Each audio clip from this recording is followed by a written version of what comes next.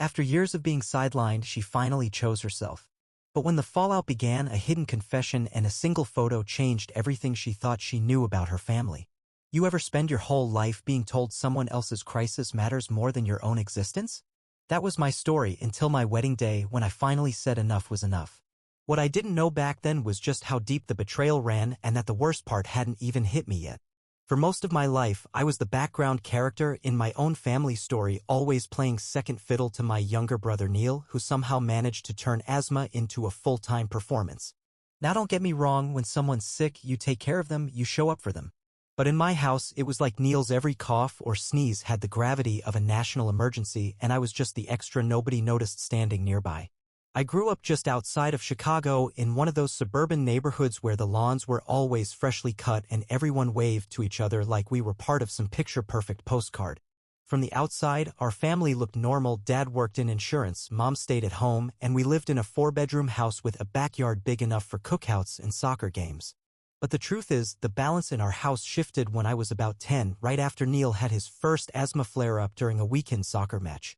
The doctors said it wasn't anything serious, just mild asthma, something plenty of kids deal with and manage.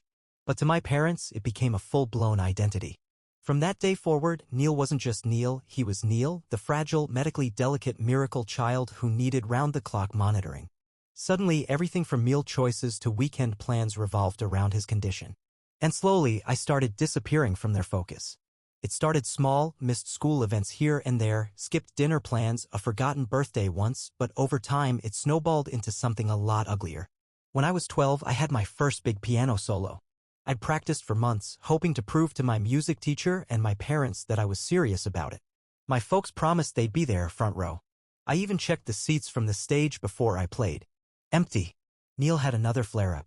Later that night, I found out from my grandmother that Neil had been perfectly fine. He was sitting in his room playing video games when she called to check on him. The flare-up had miraculously resolved once the concert ended. But the hits kept coming. At 16, I planned a small birthday party. My grandparents even flew in from Florida. My parents were supposed to pick up the cake and decorations. They left in the morning and didn't come back until after 10. Neil needed urgent care for seasonal allergies, it turned out. They brought the cake home half-eaten. Neil had gotten hungry waiting in the hospital. High school graduation? I was valedictorian, top of my class of over 400 students, and my parents missed it because Neil was having a panic attack over finals that weren't even until the following week. By the time I got to college, I didn't expect anything from them anymore. I worked 2 jobs, one as a lab assistant during the week and another waiting tables on weekends. I pulled all-nighters in library corners, skipped meals to save on food, and kept my head down. Meanwhile, Neil had a full college fund, a car they bought him, and parents who babied him like he was still 5. When I met Jamie at a research conference during my master's program, I remember being stunned by how his family operated. They celebrated birthdays. They clapped at presentations. They hugged, like really hugged. When Jamie's mom gave me flowers after a promotion, I didn't know how to react. No one had ever done that for me. Jamie's dad once said he was proud of me and I had to excuse myself from the room because I got choked up. When Jamie proposed, it felt surreal. For once, I was about to be the center of something. I started dreaming about a wedding where people actually showed up for me. But as the planning started, I couldn't shake this dread. I pictured my mom crying during my first dance because Neil texted her that he had a migraine. I saw my dad stepping outside during the ceremony because Neil forgot his inhaler. I knew I couldn't risk it. So Jamie and I made a decision. A hard one. We wouldn't invite my parents or Neil. I remember lying awake for weeks, second-guessing it, wondering if I was being cruel. But when I imagined looking out at those seats on my wedding day and seeing them empty either because they never came or left midway for another of Neil's dramatics, I realized the only way to protect that day was to leave them off the list entirely. The wedding was beautiful. Peaceful. For once, mine. Jamie's family stepped in without missing a beat. His dad gave me away, his sisters were my bridesmaids, and his mom helped me get ready that morning. My grandparents were there, proud and beaming, and I danced that night like someone who finally felt seen. But peace doesn't last long in a family like mine. Not when the drama thrives in the shadows. They found out. Through social media. A single photo posted by my cousin set off the storm I had hoped to avoid. And that's when the real story began. When I tell you my phone exploded the morning after that first photo hit Instagram, I mean it in the most literal way. Voicemails stacked up like dominoes, messages kept coming so fast the screen wouldn't stop lighting up, and every tone sounded angrier than the last. First it was my mom, sobbing in that performative way she always reserved for grocery store tantrums and social gatherings. "I can't believe you'd humiliate us like this. How dare you?" Then it was my dad, his voice stone cold. "You've always resented your brother for being sick. You need to grow up." They called me selfish, vindictive, dramatic. The words piled up like bricks until they felt heavy on my chest. Every accusation, every guilt trip, every attempt to twist the knife deeper only proved I had made the right call. Still, I'd be lying if I said it didn't hurt. See, even when you've spent a lifetime being overlooked, some part of you still craves their approval. Still hopes they'll turn around just once and say, "We see you." But instead, they turned their backs even harder, throwing every ounce of blame my way for doing what they never did. Choosing myself. It wasn't just them either. The ripple effect hit my extended family too. An aunt called to say I'd embarrassed the family. A cousin I barely talked to texted me something like, "Blood is blood, no matter what." It was wild how quick people jumped in with opinions when they didn't even know the half of it. Then came the kicker. My parents told everyone that Neil had been hospitalized because of stress over not being invited. My mother told anyone who would listen that he couldn't breathe from the anxiety and had to be rushed to the ER. But what they didn't know, what none of them expected, was that my cousin Kay saw him that same day, laughing it up at a baseball game, drinking beer with his friends like it was just another Saturday. That little detail right there, that cracked the illusion for me. I started seeing every event from my past not as bad timing or unfortunate coincidence, but as manipulation. It was never about asthma, never about migraines. It was about control. Jamie's mom, who's worked as a pediatric nurse for over 30 years, tried to step in, kindly, gently. She called my mom to suggest that maybe, just maybe, Neil's lifestyle didn't match the level of medical fragility they claimed he had. Hiking trips, rec league basketball, beer pong tournaments. None of that screamed, sickly child. My mom hung up on her mid-sentence. Then she called Jamie's sister to complain about his mom meddling in family matters. And that's when the memories started coming back. Like ghosts I'd buried a long time ago. I remembered sitting in my homecoming dress, alone in the living room, waiting for my parents to come back from the emergency room with Neil. He'd had sudden stomach pain, they said. I waited for hours, hair curled, heels on, corsage in a plastic container by the door. Never made it to the dance. My date went alone. The photos I'd imagined never happened. Diagnosis? Gas. Literal over-the-counter gas. I remembered the summer I got accepted into a science program out of state. I was 17, ecstatic, already packed. But Neil had a flare-up, something vague, and my parents said, "We need to be close to home right now. You'll understand someday." I never went. The more I recalled, the more it made sense. The more it felt intentional. Jamie sat with me every night during that fallout, reading through texts with me, listening to voicemails I couldn't bring myself to delete. And his family, they stood firm. His dad, during a small gathering after the wedding, gave a toast that shattered me in the best way. He listed my accomplishments one by one, my degrees, my research, my resilience. He said, "We're proud to have her in our family." I nearly broke down right there. For the first time, I wasn't shrinking to make space for someone else's emergency. I wasn't holding my breath, waiting for the other shoe to drop. I was just me, and I was finally enough. But the past has a way of showing up even after you've shut the door on it. My aunt, same one who called to scold me, reached out again, said she'd been thinking that maybe, just maybe, she was starting to see the pattern too. She remembered the time my mom cut me off mid-sentence at a family dinner to brag about Neil getting a part-time job, right after I'd been promoted to lead a research team.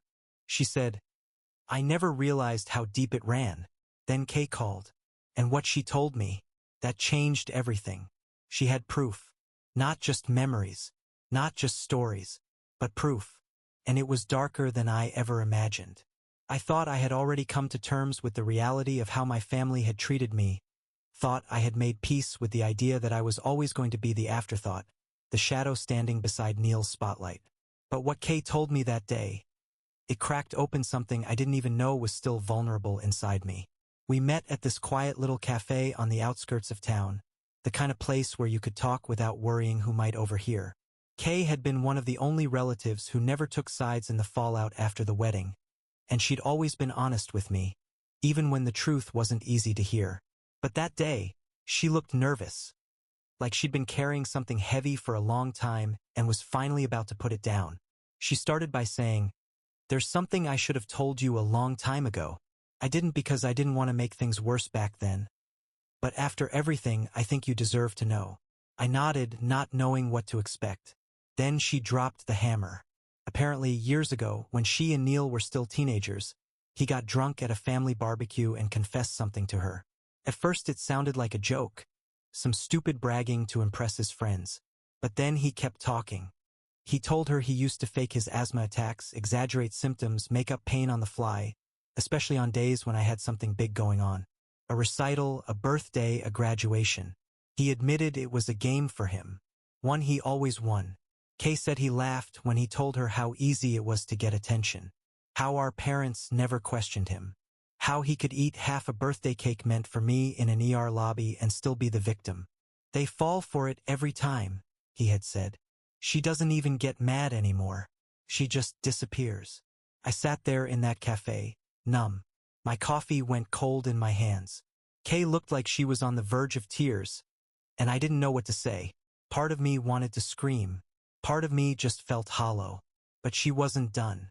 She pulled out her phone and showed me something that turned my stomach inside out. Screenshots of texts between her and my mother. Messages from the week before the wedding. In one of them, my mom wrote, "We'll need to keep an eye on Neil. He might feel overwhelmed seeing her get all the attention." Another said, "If something happens during the ceremony, it'll be a reminder to everyone of what really matters." There it was, in black and white. Proof. Not just that Neil faked things, but that my mother planned for it. She was already orchestrating ways to shift focus back to him, before she even knew they weren't invited. That moment didn't feel like betrayal. Felt like mourning. Mourning the idea that maybe, just maybe, my parents had been misguided but well-meaning. But this was deliberate. This was sabotage. Kay told me she'd shown those texts to other family members, the ones who had called me selfish, the ones who said I was overreacting. Most of them had gone silent. A few reached out to apologize. One uncle even admitted, "I always wondered why it seemed like your news never made it into the family updates." I left the cafe that day with the weight of 20 years finally making sense. And with a decision to make. I had to confront the fact that what I grew up in wasn't just emotional neglect. It was manipulation. Maybe even a form of abuse. And I had to decide what I was going to do with that truth now that it was finally in the light. I reached out to Neil, texted him, told him I knew everything, that I wasn't looking for a fight. I just wanted to hear it from him. I wanted him to look me in the eye and either deny it or own it. No response. Kay said he got defensive when she showed him the screenshots, accused her of betraying the family, taking sides, said I was blowing things out of proportion, making everything about myself. Classic. But now I wasn't scared of that narrative anymore. I'd spent too long shrinking, biting my tongue, second-guessing my pain. Not anymore. Jamie stood by me through all of it. So did his family. And for the first time, I felt like I wasn't fighting this battle alone. One night, as we sat on the couch, Jamie's mom, who tried to play peacemaker before, looked me in the eye and said, "You know, sweetheart, there's a name for this. What they did to you, it's not just dysfunction. It's abuse. Emotional abuse." I nodded, tears stinging but not falling. Because yeah, I finally saw it for what it was. And I was finally done pretending otherwise. Weeks passed after that conversation with Kay, and I tried to go back to normal, back to the quiet rhythm Jamie and I had built together. But it wasn't easy. Not with the past clawing at me every time my phone buzzed or someone in Jamie's family said something kind and I didn't know how to receive it. See, when you grow up never being celebrated, you don't know how to stand in the light without flinching. But just when I started thinking maybe the storm was finally behind me, I opened my email one morning and there it was. A message from Neil. The subject line was simple, "I'm sorry." For a few seconds, I just stared at the screen. I didn't open it right away. Didn't know if I even wanted to. I thought of every missed moment, every tear I swallowed at 16, every time I stood alone on a stage searching the crowd for faces that never showed. Could an email undo all of that? Eventually, curiosity got the better of me, and I clicked it open. Neil's words weren't what I expected. They weren't defensive. They weren't excuses wrapped in pity. They were raw. He said he'd been in therapy, something he started because of anxiety and depression, but that had forced him to dig deeper. And what he found beneath the surface, he said, was shame. Years of it. Shame for the way he had manipulated everyone, especially me. Shame for the way he learned to equate being sick with being seen. He wrote, "It started small. Faking a cough here, exaggerating a headache there. At first, I just wanted mom and dad to notice me. But then I realized it worked. The worse I felt, the more they loved me. Or at least, the more they showed it. And once that pattern was in place, I didn't know how to stop." Neil said by the time he hit high school, he knew exactly what he was doing. But he also knew he couldn't compete with me honestly. He called me brilliant, focused, driven. He said, "Every time you accomplished something, it reminded me of what I wasn't.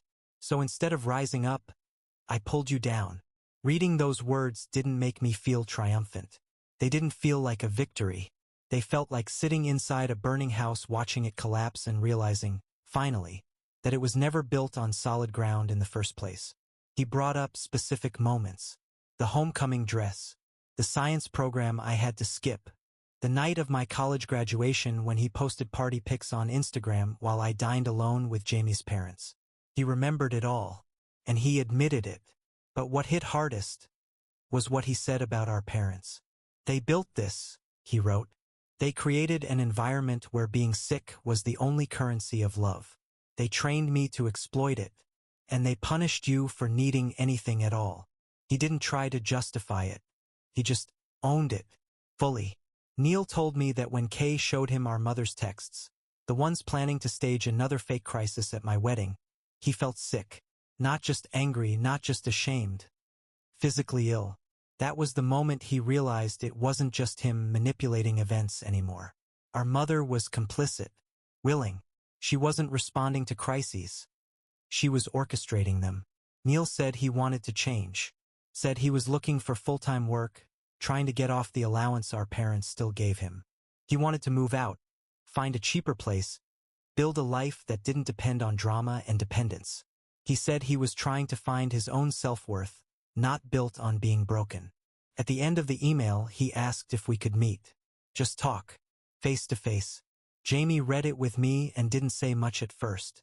He just put his hand on mine and nodded slowly.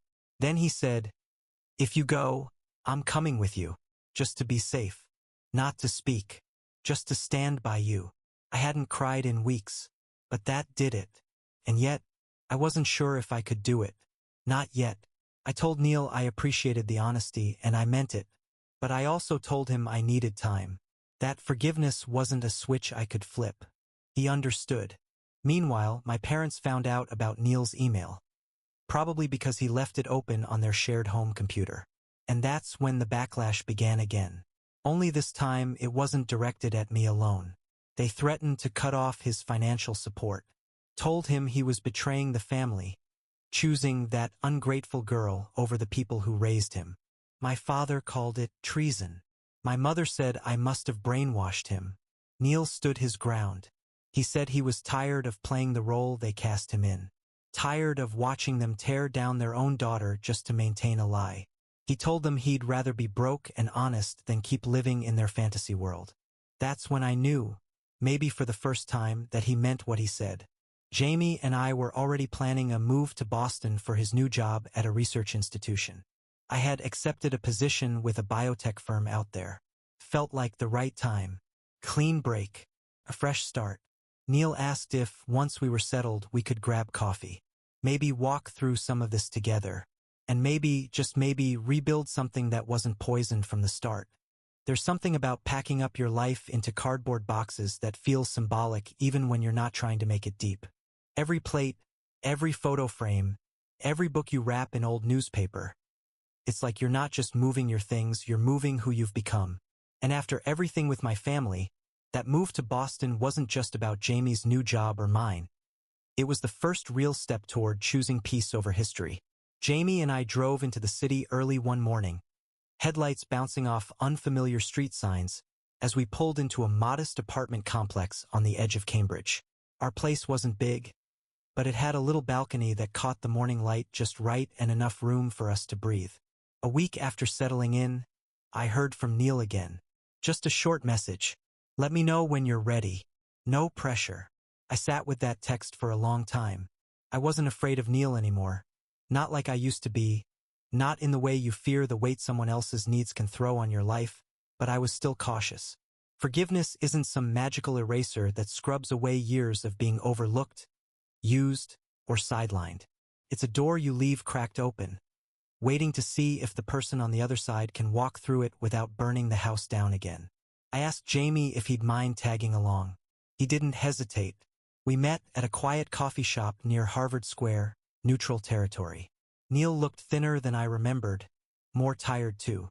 Not physically, but in that soul-weary kind of way.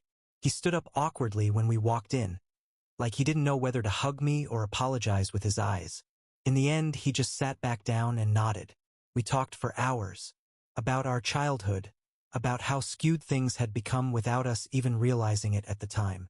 He told me he was renting a small studio, working full-time at a startup, not glamorous but honest. He'd sold the car our parents had bought him and was slowly chipping away at becoming self-sufficient. He'd even started group therapy. He didn't ask for anything that day, didn't try to fix it or force it, just said, "I want to be your brother, the right way this time, but I know that's your call." And I believed him.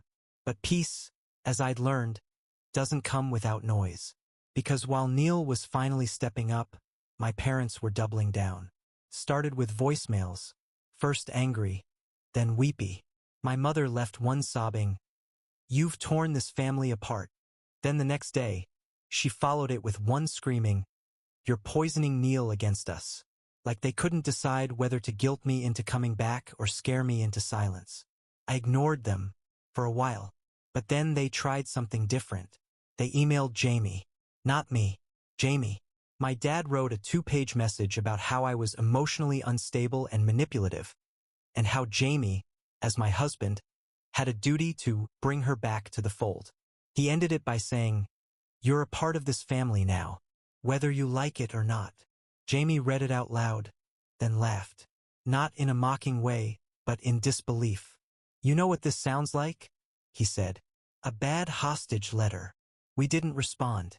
We blocked them again, changed our numbers, set up a filter on email to push anything from them straight to the archive. But somehow they still found ways to sneak messages through. Old friends, distant cousins, even coworkers back home. Some subtle, others not. One of them said, "I heard your parents are really hurting. Maybe you could be the bigger person." That phrase, "be the bigger person," used to be my kryptonite. It was how they kept me in line all those years. It was their go-to weapon when I dared to draw a line. But now I saw it for what it was. A chain disguised as virtue. And I wasn't wearing it anymore. A few weeks later, Kay called to tell me our parents had told the family Neil had relapsed. Said he was having trouble breathing again. And that it was her fault, meaning me, for putting so much stress on him. But this time it backfired. Because now everyone knew. The texts, the fake emergencies, the staged drama. Kay had shown the receipts to the people who needed to see them.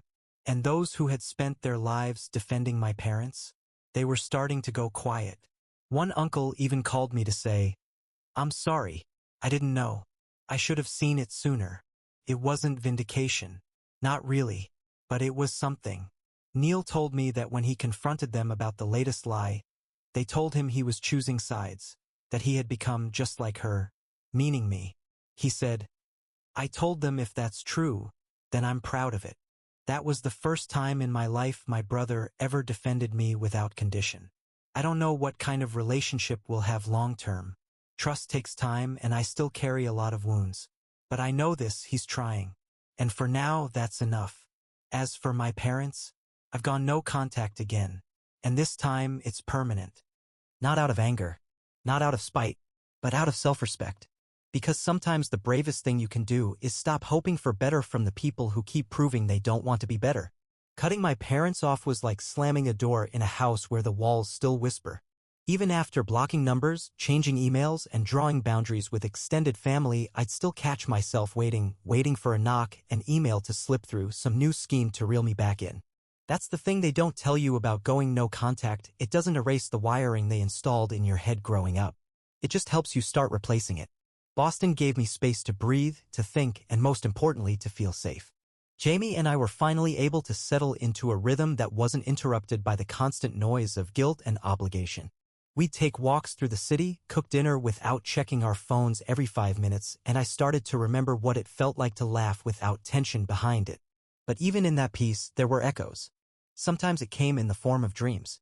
I'd wake up in a cold sweat hearing my mom's voice calling me ungrateful or seeing Neil collapse in the middle of my wedding aisle, fabrications my mind had learned to expect. Other times it came in daylight, in the way I'd flinch when Jamie's mom called me sweetheart, or when his dad told me he was proud after reading one of my research publications. Compliments still felt like a setup. Kindness still made me suspicious. I was in therapy by then, something Jamie's mom had encouraged gently but firmly. I'd resisted it for a while, told myself I didn't need it, that I was fine. But one night, after a nightmare left me shaking on the kitchen floor, Jamie just sat beside me and said, "You don't have to carry all this alone anymore." And I broke. I booked the appointment the next morning. The first few sessions were hard. Not because I didn't know what happened to me, but because I had spent so long minimizing it. Telling myself other people had it worse. That I was being dramatic. My therapist, a calm woman with sharp eyes and a voice like warm tea, looked me dead in the face one afternoon and said, "That's the voice they trained you to use on yourself. It's not yours." That stuck with me. Meanwhile, Neil kept checking in. Not too much, not overbearing, just enough to let me know he was still doing the work. He'd text things like, "Had a hard day but didn't fake it. Just dealt with it." Or, "Got a job offer from a company that doesn't know anything about my past. Feels good." He never pressured me to meet again. Just left the door open. And then, 3 months after our coffee shop meeting, he sent me a photo. It was of the dress. My homecoming dress. Still in its garment bag, tag still attached, tucked inside the back of his closet. He'd found it while packing to move into a new place, and he wrote, "I kept this. I don't know why. Maybe because even I knew what I did that night was wrong." He asked if I wanted it back. I told him no. Told him to donate it. Let some kid wear it to the dance I never got to go to. He said, "Are you sure?" I said, "I'm sure. I don't need it anymore. That girl waited in it long enough." Later that same week, Kay messaged me too. Said my parents were still spinning their own version of things, but fewer people were listening now. Apparently, the sympathy well had run dry, and even the relatives who used to make excuses were starting to see through the fog. Kay said my mother tried organizing a family brunch for healing, but most people declined. My uncle, the one who used to say blood is thicker than water every Thanksgiving, replied to the invite with, "Some wounds don't heal when the blade is still in your hand." I wish I could say that made me feel triumphant. But it didn't. It just made me feel tired. Tired of the energy they still drained, even in absence. Tired of the way their ghosts showed up in mirrors and milestones. And yet, something else was growing in the quiet. Freedom. Freedom to celebrate my wins without wondering who would try to overshadow them. Freedom to rest without guilt pressing into my chest like a weight I couldn't name. Freedom to enjoy my marriage, knowing my partner didn't see me as background noise to someone else's narrative. Jamie and I hosted his family for dinner one weekend, and his mom brought flowers again. This time I didn't flinch. I just smiled and said thank you. His dad made a toast, nothing fancy, just a casual, heartfelt acknowledgement of how proud they were of both of us. He looked at me as he said it, and this time I didn't feel like an imposter in the spotlight. That night, after everyone left, I stood on our little balcony overlooking the city and realized something simple but powerful. I had survived. Not just the betrayals. Not just the manipulation. But the gaslighting, the invalidation, the erasure. And more than that, I was finally living. Some days, healing feels like progress, like you're finally shedding layers of pain you didn't even realize you were still wearing. Other days, it feels like a weight pressing on your chest at the worst times, like when you're standing in a grocery store aisle and suddenly remember how your mom used to say, "Your brother can't eat that, pick something else." Even in the middle of something mundane, the memories creep in. That's what happened the day I found myself sitting at my desk, staring at a blank document I had no business opening. I don't even remember why I did it. Maybe it was therapy working too well. Maybe it was the way Jamie had kissed me on the forehead that morning before leaving for work, like I was something precious instead of something tolerated. Or maybe it was just curiosity, one last look through the rearview mirror before pulling out of the driveway for good. Either way, I started writing a letter to my parents. It wasn't meant to be sent. I knew better than to hope they'd ever read it with anything close to honesty or regret. But I needed to say it for me. It started with, "You don't know me." Because they didn't. Not really. They knew the version of me that didn't complain, the one who stayed quiet while Neil wheezed at suspiciously convenient times. They knew the girl who tucked herself into corners so there was more room for his needs, his drama, his crises. But they didn't know the one who got herself through college with no help. The one who cried herself to sleep studying under flickering lights at a 24-hour diner. The one who spent her wedding morning not wondering how beautiful the ceremony would be but bracing herself for which emergency Neil might stage this time. I wrote about the cake, the recital, the gas pains that stole my dance. I laid it all out not for their understanding but to finally acknowledge that it happened. To stop gaslighting myself with maybe it wasn't that bad. It was that bad. And I lived it alone. I told them I forgave them but not in the way people mean when they say it on TV. Not with hugs or reunions. Not with shared meals or awkward small talk at family functions. I forgave them in the way you forgive a storm for knocking down your house. It wasn't going to rebuild itself. You had to walk away from the rubble and start over somewhere else. And I told them that I'd started over. With Jamie. With a life where my name didn't come second to anyone else's breathing patterns or panic attacks. With a family that called just to say hi. That showed up because they wanted to, not because someone was watching. The last line I wrote was this. "You'll never see me beg for your love again. You had every chance. Now I've given them to myself." Then I closed the file, saved it under a random name, and never opened it again. Later that week, I got a package in the mail from Neil. No letter. No note. Just a small frame. Inside it was a photo. It was from the wedding, one I hadn't seen yet. Me and Jamie standing at the altar, laughing in that unguarded, completely unself-conscious way that happens when no one's pretending to be perfect. In the background, slightly out of focus, were all the people who had truly shown up for me.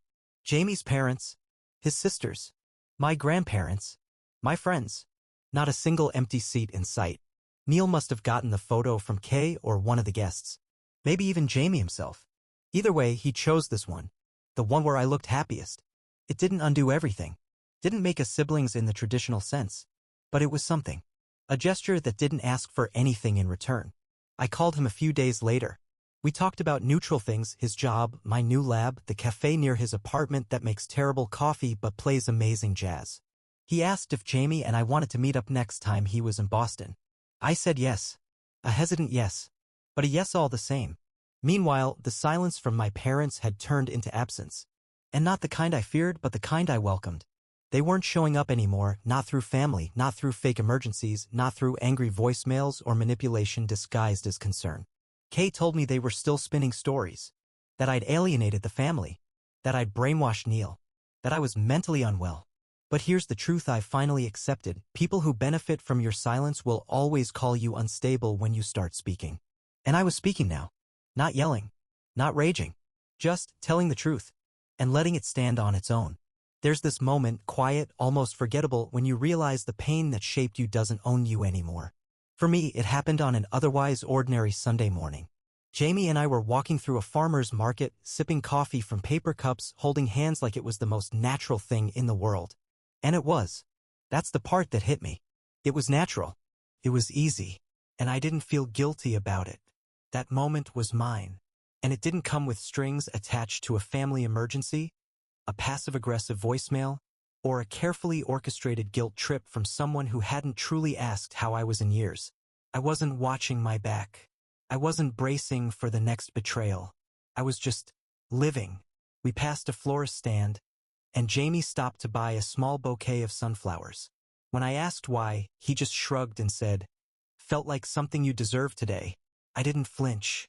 I didn't overthink it. I just smiled and took the flowers. That's when I knew something had shifted in me permanently. The echoes were quieter now. Not gone. They never fully go. But manageable. Distant. Like background noise I could finally tune out.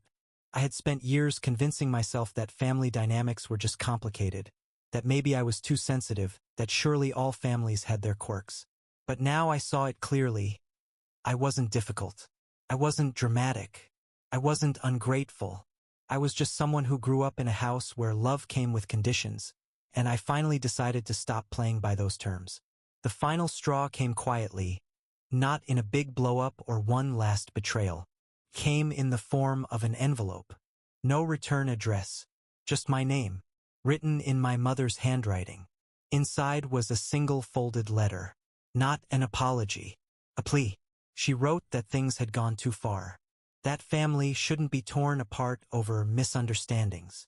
That I had overreacted by excluding them from the wedding. That Neil's recent confusion was being blown out of proportion by people who don't understand how love works. She called it love. She said, "We always loved you, even when you made it difficult." I read that sentence twice, then 3 times. Even when you made it difficult. As if their love had been something I needed to earn. Something I could lose by being too ambitious, too independent, too unwilling to play second fiddle to a brother who spent half his life faking illness and the other half pretending it hadn't happened. I didn't respond. I didn't need to. I burned the letter in a dish on our balcony that night. Not out of rage, but release. I watched the paper curl into smoke and ash, and for the first time since I was a kid, I felt clean, free. Later, I called Neil, told him about the letter. He laughed quietly and said, "You know they're going to rewrite history one day, make themselves the victims, pretend you shut them out for no reason." "I know," I said, "but I won't be there to hear it." He asked how I'd handle the stories when they started leaking back through extended family. I told him I didn't care anymore, because anyone who knew me really knew me wouldn't need convincing. And anyone who didn't? Well, they weren't worth the energy. My grandparents called the following week to say they were proud of me. Not just for surviving, but for building something out of the wreckage. They mailed a photo from the wedding. A moment of me hugging Jamie's mom. Both of us smiling like we'd been family forever. I framed that one. We put it on a shelf in our living room. Next to a new one. A sonogram. Jamie and I hadn't told anyone yet. We weren't rushing to announce it on social media. Weren't planning a big reveal. Just holding it close, quiet, sacred. Because this time, my time, wasn't going to be overshadowed. There would be no emergency. No last-minute drama. No stolen cake or canceled attendance or whispered comparisons behind my back. This child would grow up knowing that love doesn't mean sacrifice without reciprocity. That attention isn't something to be competed for. That family, real family, shows up because they want to, not because they're trying to upstage you. And I would raise them with the kind of clarity that only comes from having lived the opposite. One day they'll ask me about my side of the family, and I'll tell them the truth, gently, honestly. I won't lie to protect the people who never protected me. But I'll also show them what love looks like, what effort looks like, what showing up day after day without conditions really means. And maybe that will be enough to break the cycle. Maybe that's the legacy I get to leave behind. Not the wounds, but the healing. The kind that sticks. The kind that starts with one woman saying, "Not anymore."